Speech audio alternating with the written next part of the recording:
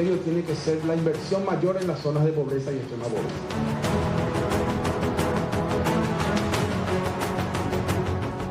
Si no invertimos ahí, las cifras van a seguir siendo de amplias diferencias entre sectores que pueden y sectores que no pueden.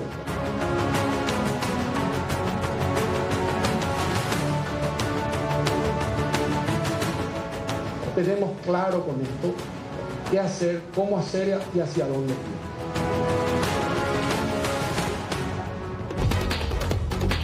Atención, señora, señor, a esto que vamos a compartir a continuación aquí en el informativo del mediodía. Tiene que ver con la educación paraguaya, que como marcaba nuestro Zócalo de Avance, está aplazada y es una de las peores, no solamente a nivel Latinoamérica, Sudamérica, sino que a nivel mundial. En la mañana de hoy se dio a conocer parte del resultado del estudio PISA, le llaman ellos, viene de la mano de la OCDE, que es la Organización para la Cooperación y Desarrollo Económico, una organización internacional que busca mejorar la calidad de vida.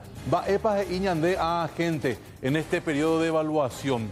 Se evalúa en las pruebas PISA a estudiantes de 15 años de todo el mundo para saber en qué medida pudieron tener conocimientos, habilidades necesarias para insertarse en la vida económica, en la vida laboral, para que puedan trabajar y ser políticamente activos también en los países. Sí, tome un poco de té de menta porque vamos a compartir el primer punto que nos va a marcar cómo se encuentra Paraguay. Y tiene que ver con, este ya sería prácticamente el resultado. Hablan de cómo Paraguay podría salir adelante, porque lo grave está en estas cifras, en estos números que vamos a compartir con ustedes y que nos van a mostrar a continuación cómo se encuentra Paraguay.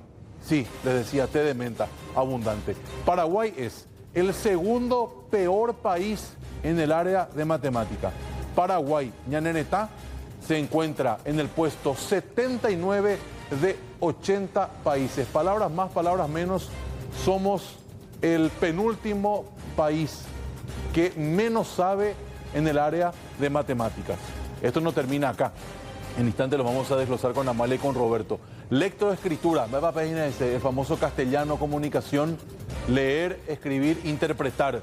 Paraguay se encuentra en el puesto número 67 de 80 países. Estamos bastante mal, es decir, muchos no entienden lo que leen, no pueden tener una idea de un texto, no pueden interpretar. En cuanto a ciencias, Paraguay se encuentra en el puesto 80 de 74 países que han participado de este estudio que se dio a conocer su resultado en la mañana de hoy. Alerta roja, creo yo, Amalia, Roberto, sí, con estos resultados a nivel país. Dicen que no hay que llorar sobre temprano. Nos decía, esto a mí no me sorprende. Estamos prácticamente igual que en años anteriores. Ahora, ¿qué fue lo que se hizo para cambiar el resultado de este estudio en los últimos años? Y a partir de ahora, ¿qué es lo que se va a poder hacer en el 2024? Porque de la mano de lo que tiene que ver con la parte pedagógica está lo que tiene que ver con la infraestructura y con la alimentación. Es mucho realmente lo que queda ahora, todavía por hacer, Roberto. PISA es una organización internacional. Sí, la OCDE es la organización internacional que lleva adelante este estudio. Muchos dicen, no es un parámetro válido, pero es el oficial que se maneja. Y si el Ministerio de Educación y Ciencias, como ente rector de esta rama de la vida, de la educación de una, toma el resultado, evidentemente porque le da la importancia correspondiente. Finalmente es como un análisis. Claro. Podés decir, bueno, vamos a otro médico a ver qué diagnóstico. Sí. Ese es el tema. Entonces finalmente estamos muy mal y como decía Amalia, acá es un montón de factores diversos, ¿no? Empezando por la infraestructura, empezando también por la predisposición de los docentes. En nuestros chicos, pues siempre se está hablando no de la reforma, sino de una deforma educativa. Y tiene que llamarnos esto la atención, porque somos padres, somos abuelos y estamos hablando de generaciones que se van a encargar del futuro de Paraguay. Está complicado el tema porque esa primera escuela, la escuela de la familia, aparentemente también no está funcionando. Sí. Papá, mamá ya no se sientan a revisar el cuaderno, cómo estamos, no vamos a la escuela a preguntar en qué debemos mejorar, como que nos sentamos a mirar desde lejos. Y por último, quiero agregar antes de eso la alta corrupción de los actores políticos. También. Intendentes y gobernadores, Upajo, Apala, la escuela Cuera y ahora vamos a ponernos a lamentarnos por estos resultados que directamente afectan a nuestros niños. Es complicado el tema. ¿Qué decía el ministro de Educación esta mañana en conferencia de prensa sobre estas cifras? Compartimos. Uno de los elementos esenciales es lo que hablaba recién, la distribución y el cambio. El criterio tiene que ser la inversión mayor en las zonas de pobreza y extrema pobreza. Si eso no hacemos y seguimos dividiendo con los royalties, no vamos a hacer nada, no vamos a lograr. Por eso hoy hay una conciencia en el cambio de la ley del FONACIDE y también vamos a tener otras sorpresas, digo yo, muy lindas en materia de lo que tenemos que hacer en la inversión en zonas de pobreza y extrema pobreza, que si no invertimos ahí, las cifras van a seguir siendo de amplias diferencias entre sectores que pueden y sectores que no pueden. Estas brechas que se dan, y es mi interpretación, se dan porque la pandemia hizo que los sectores que tienen más, que están más favorecidos, pudieran seguir de manera relativa su educación, porque lo hacían por Zoom, estaban conectados, tenían todo el día y no pararon las clases. En el sector público paró la actividad. Y esa es la diferencia en el enfrentamiento de la brecha. Es decir, tenemos claro con esto qué hacer, cómo hacer y hacia dónde ir.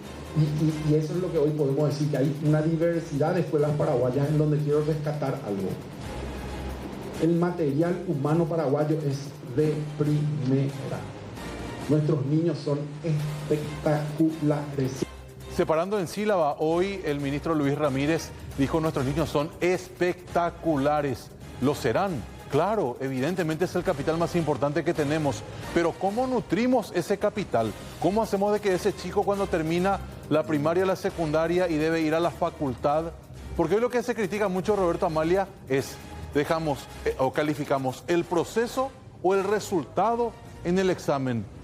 Ramírez dice, califiquemos, señores, el proceso. Si el niño va a la escuela continuamente, estudia, comprende, hace, pero no saca buena nota en el examen. El ministerio aparentemente hoy le baja un poco el pulgar a la nota final que figura en la libreta, pero califica el proceso. Pero vos vas a la facultad y si no sabes cuánto es 1 más 1, no pasás el examen de ingreso, no tenés la opción de poder estudiar y por ende te quedás sin trabajo. No, ambas cosas tienen que ir finalmente de la mano. Y también, como bien dijiste, el núcleo familiar que tiene que involucrarse. Porque acá es como en la misa de cada cupé, cuando el país dice los corruptos, todo el mundo aplaude, pero nadie piensa que a uno mismo también le tiene que llegar ese mensaje. Acá cuando hacemos este tipo de evaluaciones, independientemente de las autoridades, los docentes, nosotros los padres tenemos que involucrarnos en el proceso educativo de nuestros hijos, como siempre lo fue. Y basta también con culparle al tema de la pandemia. O pasamos la pandemia. Tenemos que avanzar y mirar hacia el futuro. No, evidentemente es 50-50 y lo que marcabas con respecto a la deforma que muchos le dicen, si hubo algo que funcionó en la educación pasada, eso debería haber quedado, Roberto. Y es algo que hoy por hoy algunas docentes están de nuevo implementando, que se dieron cuenta que eso realmente le funcionaba para el aprendizaje de los chicos. Y en definitiva hay que decirlo, es 50 en casa, 50 en la escuela. Sí, mamá y papá trabajan, cierto, pero hay un tiempo en el que en definitiva le tenemos que dedicar a nuestros chicos con la enseñanza, no hay de otra. Claro. No queda de otra, la verdad es un todo, es realmente tratar de ir armando una especie de rompecabezas. Este informe de PISA refleja lo que vemos en resultados cada 3 años. Ahora, lo que hay que comprender acá es que Paraguay no termina en calle última, como siempre decimos. Claro, y lo que decía el ministro, los colegios, o sea, hacía alusión. La gente que más tiene a lo mejor no siente tanto el efecto. Estamos hablando de la red de escuelas y colegios del sector estatal, del sector público, que es el que involucra a la mayoría de la población. Claro, ahí está el tema de realmente que se debe tomar de fondo. Y decía Ramírez, yo me voy a retirar tranquilo de mi gestión cuando dé énfasis en infraestructura, en comprensión y también en la parte afectiva, porque hablan mucho de que un niño afectivamente, emocionalmente no equilibrado, no puede aprender tranquilamente en la escuela. Habría que ver qué es lo que Pero pasa. ahí entra lo que te dice Roberto. Él puede tener toda la voluntad del mundo de que las escuelas estén bien. Tiene un presupuesto X destinado para la infraestructura, pero ¿qué pasa si hay una comilona de la gran flauta, que es la que venimos viendo hace tiempo con la gente de la FONACIDE, con las municipalidades, le reparten comida podrida a los chicos y después se pasan mostrando cajas lindas para y que la caja está bien, pero adentro? Luis Fernando Ramírez dijo que 4 veces le ofrecieron ser ministro. Sí. Y que la 5ª vez aceptó, que nunca aceptó antes, precisamente porque le preguntamos en aquel tramo en donde ya tomó el desafío. Él decía que era la primera vez que él sentía que le iban a dar todas las herramientas para que finalmente vaya calafateando y solucionando todo lo que significa el sistema educativo paraguayo. Acá es una prueba de fuego. ¿Por qué? Porque es un tipo preparado. En Sí. eso coincidimos todos. Pero a veces el PowerPoint aguanta todo. La hoja, el papel aguanta todo. Pero en la práctica, ojalá no termine decepcionado, porque así como venimos, mucho discurso, mucho ruido. Claro. Eso pocas es cierto. nueces. Está ¿Sabes que también, complicado. Roberto? Nosotros decimos, los padres, los chicos, pero también hay que ver los docentes cómo están. En las últimas pruebas que se hicieron, también los docentes no salían muy bien parados, porque claro, venimos arrastrando esto desde hace varios años. Y lo que pasa es que la reforma educativa, pues arrancamos con Nicanor. De Sí. eso transcurrieron 20 años. 2003, 2004, Sí, pero ahí fue, entonces sí. lo que eran alumnos hoy son docentes. Ojalá alumnos hoy, bueno, que parece ya lograta buenos profesores. Y teniendo justamente la rama de ese concepto, Roberto, cuando papá, mamá, dos a seis boila sexto grado y, en casa, esta la Claro. ¿Cómo va a acompañar eso cuando papá de por ahí muchas veces está en la cárcel, mamá también, o mamá cae presa de adicción, papá también quedan a cargo de la abuela, el abuelo de algún tío, con una formación con... ¿Cómo va a ser para Claro, y acompañar a ese cuando niño? dice lo del sentimiento, lo que dice internamente hay que trabajarle a los chiquitos. Yo creo que el ministro hacía alusión también a la capacidad de frustración. ¿sí? Claro, Sí. también. Que hay que también, porque vos, lo que siempre decimos, puede ser medalla de oro, puede ser cuadro de honor, pero a la hora de tropezar con un obstáculo en la vida no sabes cómo encarar. Y era lo Entonces que le tiene ser mucho más marcaba abarcante. también con respecto a las calificaciones, ¿verdad? Te dice un 5, tiene un 5, tiene un 3, que muchas veces los chicos tienen un 3 y ya se afligen por ese 3, ¿verdad? Pero qué importante es que nos expliquen qué significa eso y en qué nuestros hijos están bien y en qué están mal, ¿verdad? Quiero compartir con ustedes y vamos a achicar la torta y vamos a ir a una conocida esquina de la ciudad de Asunción. Anaí Acevedo conversó con los alumnos y fíjense la respuesta con respecto a la materia a la cual menos apego le tienen. ¿Cuál es tu materia preferida en la escuela? Comunicación, ¿La que más odias? matemática. ¿Por qué odias matemáticas? No entiendo tanto. ¿Y por qué no entendés? Es difícil, se cambia entre número y letra. ¿Cuánto sacaste ahora en tu libreta? 3. Yo soy de bachillerato técnico y análisis industrial. ¿Y qué es lo que menos te gusta de análisis industrial, de por ahí la profesora? No sé. El profesor, o sea, cae bien y mal, entonces por eso. Entiendo más o menos, pero me cuesta la mayoría también. ¿Cuál es la que más odias? Matemática. ¿Por qué? No sé, es muy diferente a la contabilidad. No sabría. Es mucho más cálculo que la contabilidad, es mucho más analizar, saber qué significa. Matemática, ¿Por qué? porque la profesora rompe bola. ¿Por qué es así? Demasiado argeles. No enseña, ¿qué pasa con ella? Hay que lo dice muchas cosas, todo sobre cosas de octavo grado. ¿En qué grado vos estás? Último, tercero, terminamos ya. No odio, pero lo que menos me llevo es matemática y física. ¿Por qué? Porque no entiendo bien. ¿Por qué eso no, de por ahí no le prestas atención? No me gusta, entonces no le capto tanta atención. Pero historia sí me gusta. Porque el profesor te explica con ánimo. Te explica bien el profesor. ¿Y en matemática y en física no te explica? No, solo te copian la pizarra y ya está. Vos tenés que resolver y ya está. No se toman tanto el tiempo como el profesor de historia para explicar. ¿Cuál es la que más odias?